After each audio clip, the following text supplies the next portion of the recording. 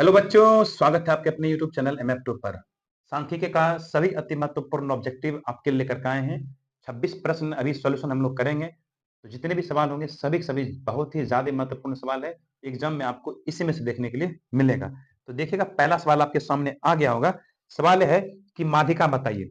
हमें जो आंकड़ा दिया गया है 5 3 7 6 4 2 1, इन सब का माध्यिका बताना है। जब भी कभी भी ऐसा आंकड़ा दिया जाए तो इस आंकड़े को हम सबसे पहले आरोही क्रम में लगा लेंगे, नहीं तो अवरोही क्रम में लगा लेंगे। किसी एक क्रम में हम लगा लेंगे। हम करते क्या है, इसको आरोही क्रम में सजा देते हैं। 1 2 3 4, यहाँ 5 है, 6 है, फिर 7 है। जब हम आरोही क्रम में सजा लेंगे तो देखेंगे कि बीच में कौन पद आता है। इधर से 3 पद छोड़ दीजिए, इधर से 3 पद छोड़ दीजिए, बीच में जो मिलेगा वही क्या होगा, वही होगा माध्यिका। हमारा आंसर क्या आएगा, 4 आएगा। आपके मन में प्रश्न आ सकता है कि सर अगर यहाँ पे बीच में 2 पद रहेगा तब क्या करेंगे।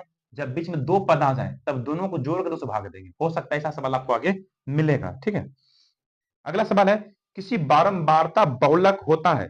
बारंबारता जो बहुलक होता है वो क्या होता है, तो दिए गए चर मान में जो सबसे ज्यादा बार आता है, यानी कि अधिकतम बारंबारता वाला मान ही अपना क्या होता है, बहुलक होता है। तो आंसर होगा ऑप्शन नंबर सी। सवाल अगला है, 3 4 7 2 7 6 7 9 का बहुलक क्या होगा। तो देखिए आंकड़ा में कि जो सबसे ज्यादा बार आया होगा वही बहुलक होगा। दो देखिए, दो है क्या, दो एक ही बार आया है। तीन कितने बार आए, तीन भी एक ही बार है। सात कितने बार है, तो सात देखिएगा आंकड़ा में सात 3 बार आया है। तो सात 3 बार है तो बहुलक होगा अपना 3। 9 एक ही बार है तो आंसर हो गया अपना ऑप्शन नंबर सी। जो ज्यादा बार आए बहुलक, बहु मतलब बहुत सारा, लक मतलब भाग्य, यानी कि जिस आंकड़े में पद का लक अच्छा होगा वो बार बार आएगा। तो आंसर होगा अपना ऑप्शन नंबर सी। प्रथम 3 लगातार प्राकृत संख्याओं का माध्य। प्रथम 3 लगातार प्राकृत संख्या लीजिए, 1 2 3, इसका माध्य का तो सबको जोड़ के 2 3 से भाग दीजिए। 3 2 5 1 6/3। 6/3 मतलब आंसर क्या आएगा अपना, 2 आएगा। माध्य बराबर कुल पदों का योग बटा कुल पदों की संख्या। प्रथम 5 पूर्ण संख्या, प्रथम 5 पूर्ण संख्या 0 शुरू होता है। 0 1 2 3 4, यही हो गया 5 को पूर्ण संख्या। कहा कि इन सबको जोड़िए और भाग दीजिए। 4 3 7 2 9 1 10, 10/5 यानी कि 2 अपना आ जाएगा माध्य। तो प्रथम 5 पूर्ण संख्याओं का माध्य कितना हो गया, 2 हो गया। ऑप्शन बी अपना आंसर होगा। संचयी बारंबारता वक्र को क्या कहते हैं, त्वरण कहते हैं। संचयी बारंबारता वक्र को क्या बोलते हैं हम लोग, त्वरण। आंसर होगा option number A. P Q R का गणितीय माध्य क्या होगा, सिंपल सी बात है, पी क्यू और आर का माध्य पूछा तो तीनों का योग जोड़ करके 3 से भाग देंगे। तो ये होगा ऑप्शन नंबर डी में दिया गया। अगला सवाल है, 3 4 5 17 और x सबका माध्य दिया हुआ है। इन सब का माध्य निकालेंगे तो 3 3 कितने पद है, 1 2 3 4 5 पद है। तो बट्टा में 5 और इसी का माध्य दिया हुआ है 6 के बराबर। माध्य मतलब कुल पदों को जोड़ेंगे और बट्टा में कुल पद देंगे। तो जोड़िए इसको, 4 3 7 5 12, 12 12 7 19, 19 के 9 बाकी 1 1 1 2, 29 प्लस एक्स, ये 6 पंचे 30। तो एक्स बराबर 30 में 29 घटेगा, कितना बचेगा, 1 बचेगा। तो एक्स के जगह पर 1 होना चाहिए, जो कि दिया है ए नंबर ऑप्शन में। अगला सवाल कहता है कि 13 और 19 के बीच समांतर माध्य। 13 और 19 के बीच, 13 प्लस 19 बट्टा में कितना आएगा, 2 आएगा। 9 3 12 1 2 बाकी 1 1 2 1 3, तो 16 अपना आंसर हो जाएगा। अब इसे पहले मिटाना होगा। अगला सवाल है कि चरों को आरोही या अवरोही क्रम में रखने पर बीच वाले चर का मान क्या कहलाएगा। अभी तो बताया कि चर को जब आरोही क्रम में या अवरोही क्रम में सजाते हैं तो उसके बीच के मान को माध्यिका कहते हैं। तो आंसर होगा ऑप्शन नंबर बी, माध्यिका कहा जाता है जब चर को आरोही क्रम में या अवरोही क्रम में सजाया जाता है। किसी वितरण के माध्य बहुलक और माध्यिका के बीच एक फॉर्मूला होता है, ये आपको याद रखना पड़ेगा। बहुलक बराबर 3 माध्यिका माइनस 2 माध्य, ये सूत्र होता है, इसे आपको याद रखना पड़ेगा। इस पे अभी देखिएगा बहुत सारा सवाल आएगा आपको। तो आंसर देखिए ऑप्शन नंबर ए में दिख रहा है। आंकड़ा इतना में परिसर क्या होगा, परिसर जब कभी भी दिया जाए तो परिसर हमको कैसे निकालना है, सबसे ज्यादा बड़ा जो है उसका मान लीजिए, यानी कि उच्चतम मान माइनस न्यूनतम मान। उच्चतम मान 20 है और न्यूनतम मान कितना है, उच्चतम मान 20 और न्यूनतम मान 2। तो 20 में से 2 घटेगा, कितना बचेगा? 18। ऑप्शन नंबर किस में जाएगा? सी में। परिसर मतलब दिए गए आंकड़ों में सबसे उच्चतम पद और दिए गए आंकड़ों में सबसे न्यूनतम पद, उसी दोनों के अंतर को हम क्या कहते हैं? परिसर कहते हैं। अगला सवाल है कि इतना तथा x का बहुलक हो सकता है। बहुलक क्या होगा? गौर कीजिएगा जरा आंकड़ा पे। सिर्फ 5 होगा क्या? 5 तो एक ही बार आंकड़ा में दिया गया, 5 नहीं होगा। 4 और 6 हो सकता है दोनों क्या? 4 देखिएगा 4 3 बार आया है। 4 कितने बार है? 3 बार। 6 भी कितने बार है? 1 2 3। 4 भी 3 बार, 6 भी 3 बार, तो 4 और 6 दोनों होगा। ऑप्शन नंबर डी अपना आंसर हो जाएगा। यदि 4 लगातार विषम संख्याओं का माध्य 6 है तो सबसे बड़ी संख्या बताइए। 4 लगातार विषम संख्या, 4 लगातार विषम संख्या, पहला विषम अगर x है तो अगला विषम क्या होगा? x + 2। अगला विषम क्या होगा? x + 4। अगला विषम x + 6। 1 2 3 4। 4 लगातार विषम संख्याओं का माध्य बट्टा में 4। 1 2 3 4 पदों का योग बट्टा में 4। तो ये हो गया 4 विषम संख्याओं के माध्य, और यही मान हमें दिया है सवाल में, कितना? 6 के बराबर। तो सबसे बड़ी संख्या क्या होगा? तो सबसे बड़ी संख्या यही होगा, x + 6 होगा। तो यहां से पहले x का मान निकालना पड़ेगा। 1 2 3 4 x।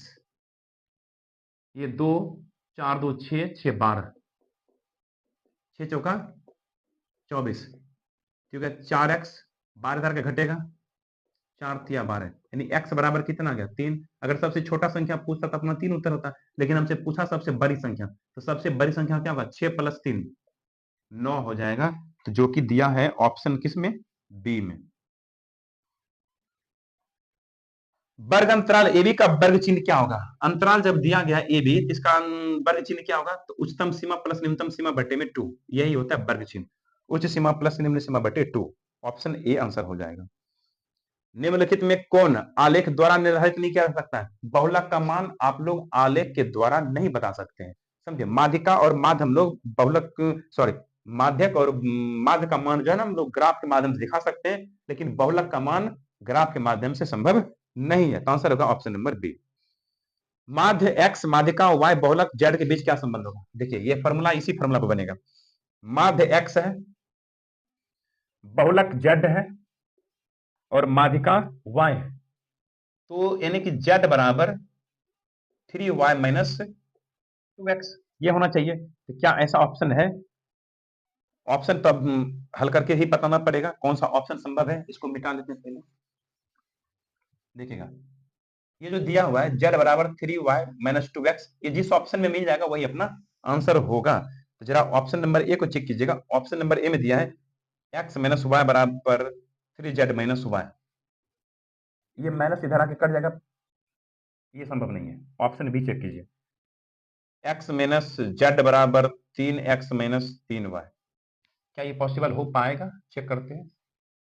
तो ये हो गया प्लस 3x इधर आएगा तो -2x प्लस 3y बराबर, इधर आएगा तो z, यानी कि z बराबर 3y - 2x। z बराबर 3y - 2x आ गया, यही है ना, z बराबर 3y - 2x। Option number B अपना आंसर होगा।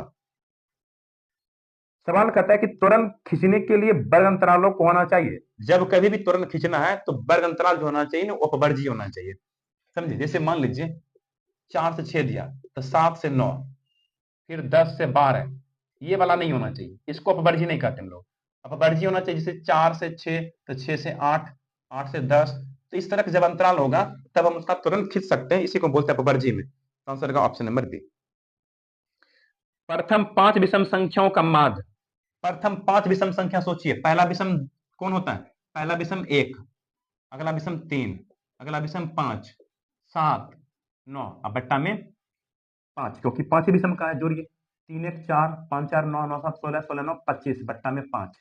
आंसर आएगा ऑप्शन, यानी 5 आएगा, ऑप्शन सी अपना आंसर होगा। मिटा लेता हूं इसे। देखिएगा सवाल अगला है कि इतना तथा इतना का समांतर माध्य बताइए। x, x + 3, x + 6, x + 9, x + 12, कितने पद हैं?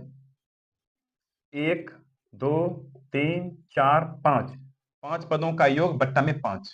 सबको जोड़िए तभी माध्य निकलेगा। कुल पदों का योग बट्टा कुल पदों की संख्या। 1 2 3 4 5 x, 3 6 3 9, 9 9 18, 18 12 30 बट्टा में 5, 5 यहाँ से कॉमन लेंगे तो यहाँ बचेगा x प्लस 6 बट्टा में 5। तो x प्लस 6 वाला ऑप्शन अपना आंसर होगा, ये में दिया गया है।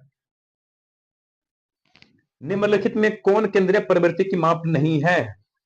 माध्य, बहुलक, माध्यक, ये केंद्रीय प्रवृत्ति की माप है, जबकि मानक विचलन केंद्रीय प्रवृत्ति की माप नहीं है। यदि किसी बारंबारता सारणी का माध्यक इतना हो तो बहुलक क्या होगा? बहुलक बराबर फॉर्मूला भी तुरंत बताए थे कि बहुलक बराबर जो फॉर्मूला होता है 3 माध्यक माइनस 2 माध्य।